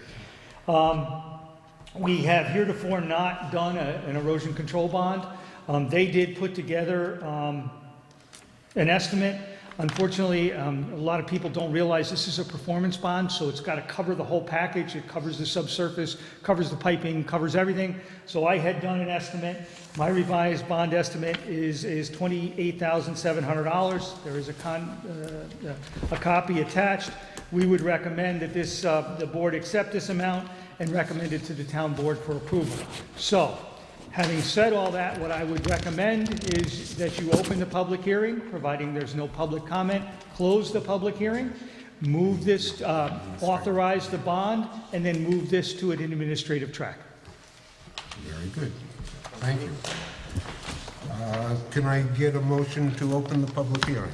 I'll make that motion. And a second? I'll second it. All in favor? Aye. Is there anyone here who'd like to speak on this application? Anyone? Can I get a motion to close the public hearing? I'll make that motion. I'll make that motion. And a second? Second. All in favor? Aye. Can I get a motion to recommend a $28,700 bond to the town board? $28,700. $28,700. I'll make a motion. And a second? I'll second it. All in favor? Aye. Can I get a motion to move this project to administrative track? I'll make that motion. And a second? I'll second it. And all in favor? Aye. Quick and easy. And now Holly property. Dun, dun, Oh, dun. thank you. Happy Thanksgiving. Sorry. Yep, we like the project too. That's a cool project. I'll be very quick. I'm Bob You Bradley. better be. Hi. You might upset the public. Kathy?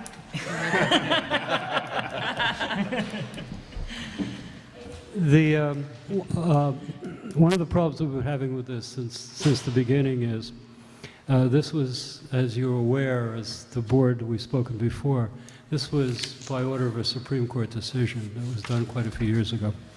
We had a stipulation with the attorney for the planning board.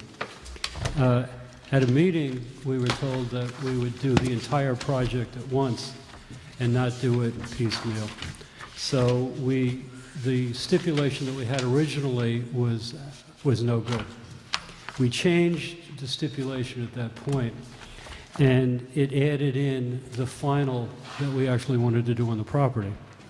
The attorney for the planning board told us that we should come up with a site plan that shows exactly what it is that we would want to do. We actually did that, and we had submitted that. What we'd like to do is, there was a site visit, I believe, on sometime this week, and we would like to redo that stipulation based on the current plan that we have now, which I think you all have copies of. There's a couple of things here that we are planning to do. The septic system over here can hold about 3,400 feet of fields. We can put in all kinds of things into the septic system, not just the unit we're building over here. So what we had planned on doing is taking all of the septics from these buildings and improving it by putting them all into here. This will be the one septic system for basically these buildings. The buildings over here, this septic is in the 100-foot buffer to the stream. This will be moved over into here also. The parking that's over here now, speaking with Bruce Barber, we'll move this parking over to here where this septic was located, which would get most of it out of the 100-foot buffer. The reason that the property line is so strange here on top is that this is a stream. I wanted to make sure that we labeled that, so on the new things that came out, we labeled the stream and the direction of the flow, which flows from the outflow of Lake Carmel into the reservoir. We're not affecting the stream in any way. We're staying 100 feet away from it. There's no flooding problems with this because the stream is far, far lower than the land. If we have a flooding problem, it would be the time to start building an ark. This is way down below. So we've now submitted this plan. We have the zoning table here, which of course we don't meet the zoning because this is an R10 zoning. Up over here, we have the existing building that we've labeled, and we've labeled the number of bedrooms in each one of them. We've numbered all the buildings. We have the soil legends over here. We would like to get not only, I know we're going to get comments from your engineer and all, I expect that, but we would like to move forward with the stipulation with the town. That's extremely important to us at this point because, you know, we want to make sure that everything is square with the town. So anyway, that's basically where we are right now. I think we've done, except for the comments that would be coming from the engineer. This is the plan, this is it, we aren't going to build any more. You know, this shows the entire plan. We've seen that? Yeah, This will be done. I don't think we've seen what all the septic is. Yeah. It's the stuff I left home tonight. Yeah, okay. There was a new one that came in last week. One of our problems originally was, the reason that we submitted such a smaller project was, we had no idea what we could do here. Yeah. And once that the Board of Health came and once we did the deep holes, we had absolutely no problem in the fact of putting in enough septic. And so what you're just requesting is that you're proposing the whole project, but you're gonna build it in phases, correct? Is that what you're saying, that you're not gonna construct it all at once? No, well, in the sense that we're building it in phases is once we get the approval for this, we will start construction. The plan is to do, I mean, we obviously we aren't going to be able to do this all at once. Of course not. But it'll be done within the same period of time. It's not like it'll be done, you know, in 2 years and then we'll wait 5 years and do it again and then, you know. Well, that's why I wanted to clarify when you say you wanted the stipulation changed. So make sure that you know there wasn't a long. Well, the stipulation only had, I believe, one unit and then there was one house, a single-family house to be built. Okay. We decided to put an addition on one of these, on the small house that's over here, and then to do these limits. We're way under the 33 units that we're allowed on the property. You should cause far less impact than what originally was agreed to. Yeah, I believe we're down to about 19 units. Okay. All right. Thank you, sir.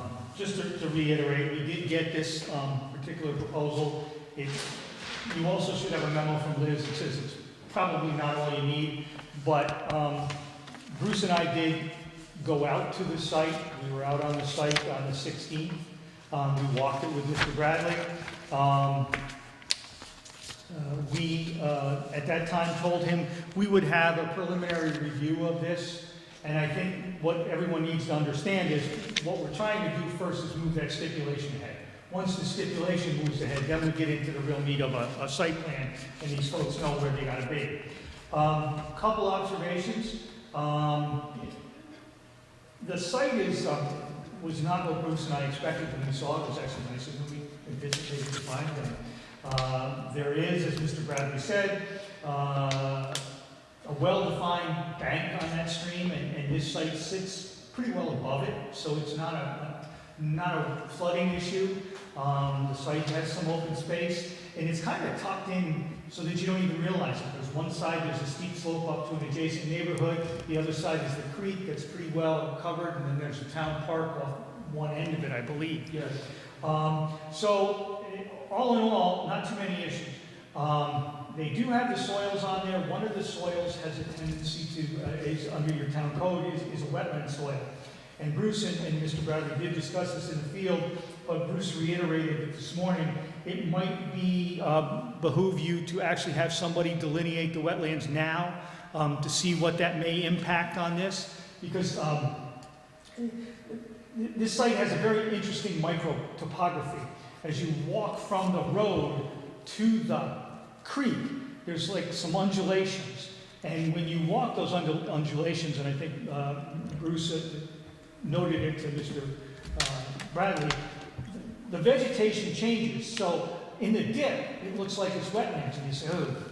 But then as you get, again, back up to the stream, it's not wetlands, it's uplands. So there's some micro topography and some micro stuff going on that it would be to the benefit of the applicant to make sure all the I's are dotted and T's are crossed now, so that in case they have to modify their proposal or reduce it, they can do it now rather than later, and we can get that properly accounted for in the stipulation. And again, Bruce did indicate that there are some features in the existing 100-foot setback that probably should be reconsidered. Obviously, Mr. Bradley listened to him. So I think all in all, if we play our cards right and get all the information up front, we should be able to move ahead in a reasonable fashion with this proposal. It doesn't seem to be overly taxing the site, if you will. It actually, when you're out there, it fits in quite well. I got a question that might not be, so were those soils identified in the code when the judgment was placed? See, that's when I start to have a question, is that because if it's not, then it's tough to force them to abide by those. That is above my pay grade. Yes. Yeah. So this is. That deals with the rarefied air of attorneys that I have never seen fit to breathe. Yeah. So I can't answer that, but one of the things that was discussed very early on with this board is that there are certain important issues that you cannot ignore in reviewing this. Yep. So as a consequence, you know, you might have some you might want some flexibility. Maybe that's something you agree to in the stipulation. I would defer that to the attorneys, but I think it would be to everyone's benefit to have those wetlands delineated now, get agreement on them, and make sure it's properly accounted for. I agree with that. I just don't want him to come back and say, well, look, these wetlands are identified right in the middle of where I'm planning on constructing the buildings. I can't build my 19 units now, and now the lawyers say, well, these things weren't identified before code, and then this is proposed before then, and judgment, and all that fun stuff. Yep. I know. I'm just raising the red flag, because these judgments, it really does bind you on the code that was that was applicable during the time the judgment was awarded. Well, if you go back on this property, there was a farm in the 1700s. There's one building that we took a look at that's out there where 3 sides of it have been modernized. The one side has been left in its 1700 stage, which is kind of interesting. There are all kinds of engineerings that have been done on this over the years. And I think one night I brought in the file, which is probably about that thick. It was a good question that you asked, and I will go through the file, and I'll see if I can get you an answer. We do have the files going back to when this was... This has been before the planning board 3 different times now, and every time it got something, the property got sold, something happened on it, it got passed on to a different board. And we want to know what crops were grown in the 1700s. Not the 60s. You never know, they could be growing hemp. But I will definitely check that for you. And if there's any sections that we can find, I'll send them to everybody. Yeah, it's really not an issue on our side. We're just trying to make sure that, you're not bound I by, understand. it's the same way though. So we go down this path. I understand. Yep. There was a great story on that when the attorney went to the county building to try to get the papers on this for the court because it's so old. And it's very interesting to see what was done, all that many years ago. Oh, yeah. And to try to find the current records, which he was able to find. And, we also have copies going back too. Right, thank you. Thanks, Bob. Members, any other questions, comments? No. We shall go below the line. Thank you, Mr. Bradley. Thank you. I believe it's the time of year that you have to re-elect me chairman. Yep. So I nominate Phil. All in favor? Aye. Do I vote twice? I vote for Dennis. And we need to vote for a vice. I vote for Dennis if he wants the job. All in favor of Dennis? Aye. Now we Vera, can have what else vice. do we have to do? Our organizational meeting? Oh, okay. Well, we're going to have a workshop in December. That's it?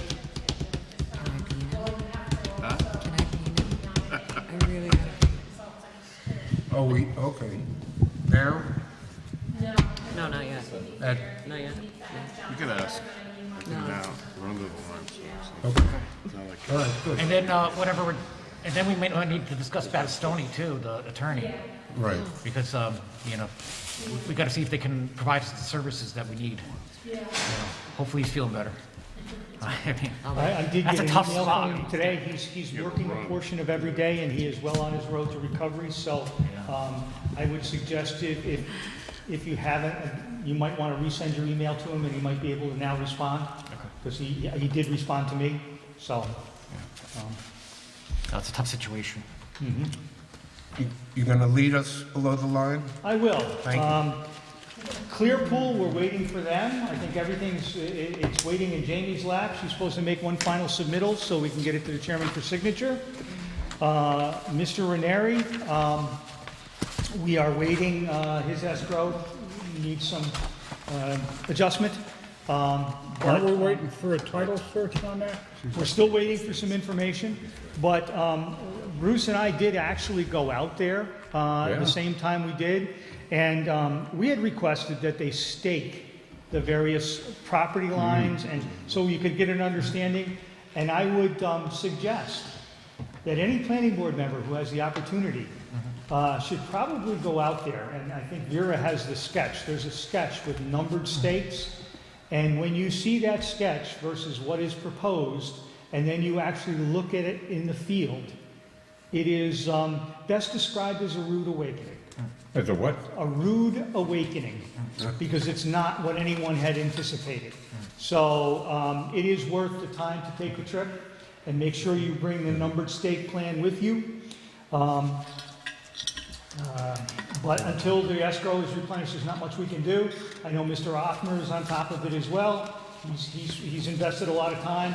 So once everything kind of evens out, we're going to need some updated information, but there's a lot of hoops we're going to have to jump through. Yeah, I saw an email from Richie today. That was what it was about? That's what the email was about today? Oh, I don't know what the email was. I think we got an email from Richie today about Lake Carmel Park District.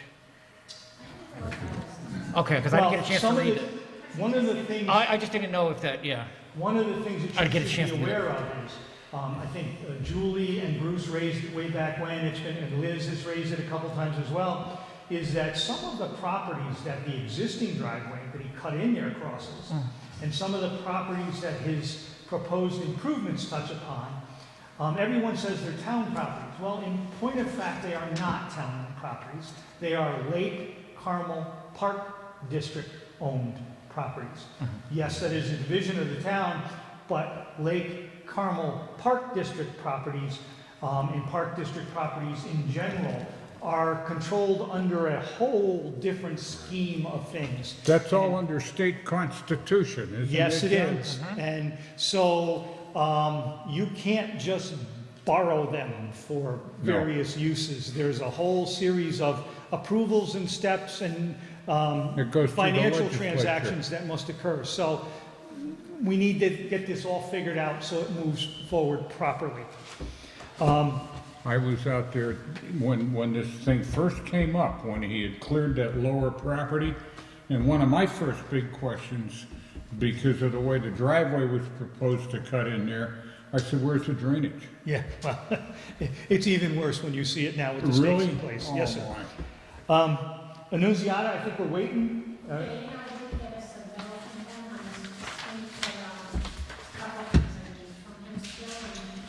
Don't mess with park property. Vidiello, I had a conversation with Eric this week. Somehow he missed a memo of mine. I wanted a note on the drawing. It's not a critical note.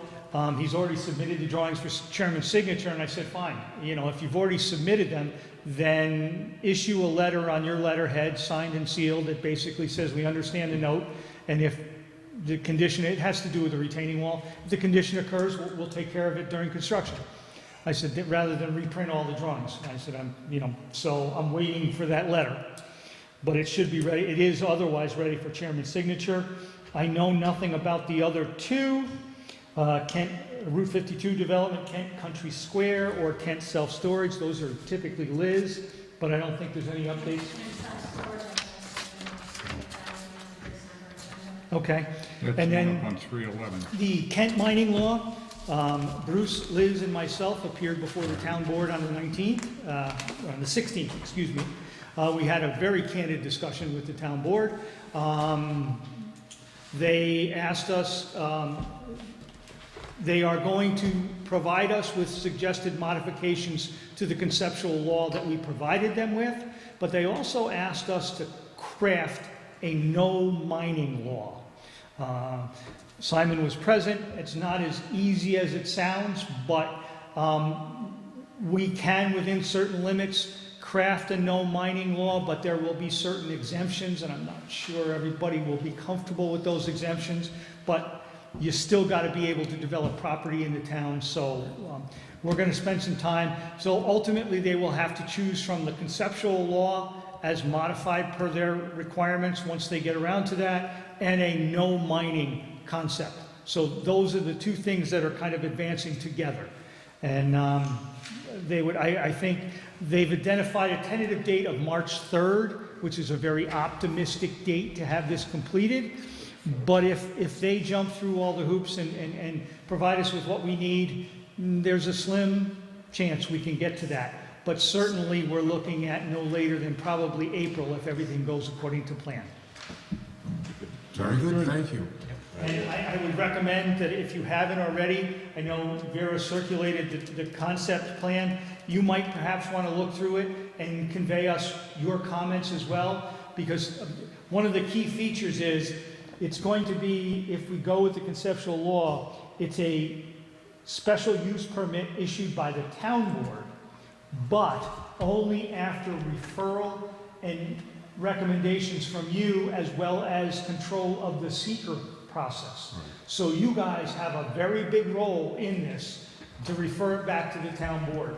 And so if you get a chance, please review it and don't hesitate to provide your comments to us. Yeah, the only comment I had, I think it just didn't make it because sometimes those SharePoint emails just don't make it through, because there's group emails for consultants, and when I respond to them, I usually get some kind of error.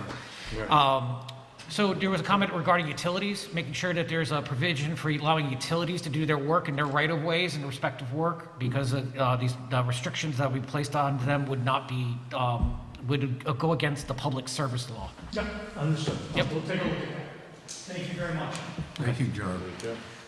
Members, any questions, comments? Yep. Or can I get a motion to close the meeting, or do you want to stay all night? Well, I'll make that motion. And a second? I'll make that Come on, make motion. your All in favor? I'm good. Aye. Thank you, everybody.